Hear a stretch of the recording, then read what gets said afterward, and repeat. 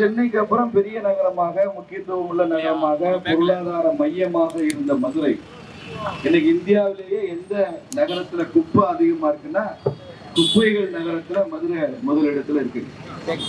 இதுக்கு ஒரு எம்பி, இதுக்கு ஒரு எம்எல்ஏ இந்த தொகுதியில, இதுக்கு ஒரு ஆட்சி, இதுக்கு ஒரு கார்பரேஷன், இதுக்கு ஒரு மேயர், தூணு துப்பிட்டு தான் போகணும். இவங்க எல்லாம் பாருங்க, அப்படி ஒரு ஆட்சி 6 மாசமா மாமன்ற கூட்டமே நடக்கல. மாமன்ற கூட்டமே நடக்காத ஒரு மாநகராட்சி மதுரை மாநகராட்சி. 200 கோடி ரூபாய் வீட்டு வரியில ஊழல். மதுரை தெற்கு தொகுதிக்கு போயிருந்தேன். அந்த கீரத்துறை பகுதிக்கு ஒரு சகோதரர் எழுதியே கொடுத்திருக்கிறார். 200 கோடி கொள்ளையடிச்சிருக்கிறான் வீட்டு வரியில. இந்த 200 கோடி திமுக அடிச்ச கொள்ள வீட்டுல வச்சு பூட்டி வச்சிருக்கிறானே மக்கள் பணத்தை. அந்த 20 கோடி செலவழிச்சுதான் போதுங்க. இந்த தெற்கு தொகுதி முழுக்க ரோடு நல்லா இருந்திருக்கும். எல்லா வீட்லையும் குடிக்க தண்ணி கொடுத்துருக்கலாம். இங்க இருக்கிற அரசு ஆஸ்பத்திரிகள்ல நல்ல மருத்துவ வசதி கிடைச்சிருக்கும். இங்க இருக்கிற பள்ளிக்கூடங்கள்லாம் ஒழுங்காத பள்ளிக்கூடம் இருக்கும், ஒழுங்காத டவுன் பஸ் இருக்கும். 20 கோடி கொடுத்தா போதுங்க. 180 கோடி கூட அடிக்கட்டும் எழுதி கொடுத்துருந்தார்.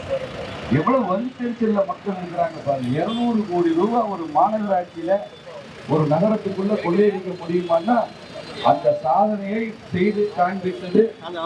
எங்களால் அப்படி கொள்ளையடிக்க முடியும்னு செய்து காண்பித்த கட்சி திமுக கட்சி. அதுக்கு துணை போற கட்சி ஐயா மதிமுக.